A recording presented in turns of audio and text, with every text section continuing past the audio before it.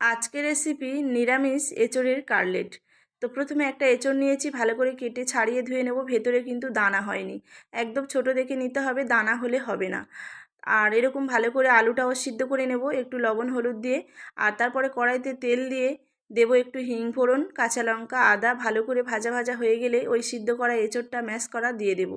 দিয়ে একটু সিদ্ধ আলু দিয়ে দেবো, একটু হলুদ গুঁড়ো, লঙ্কা গুঁড়ো, লবণ আর জিরে গুঁড়ো, ধনে গুঁড়ো, কাজু কিশমিশ দিয়ে দেবো সব এক মুঠো করে। আর ড্রাই কোকোনাট দিয়ে দেবো, একটা পাউরুটি স্লাইস দিয়ে দেবো, একটু গরম মশলা গুঁড়ো দিয়ে দেবো। দিয়ে পুরটাকে রেডি হয়ে গেলে ভালো করে হাত দিয়ে মেখে সেভ করে কাটলেটগুলো তৈরি করে নিতে হবে।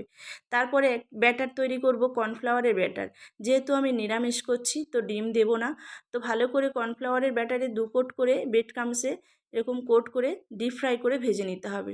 রেডি হয়ে যাবে এঁচোড়ের কাটলেট। দারুণ হয় বন্ধুরা, একবার এভাবে বাড়িতে বানিয়ে ট্রাই করে দেখতে পারেন।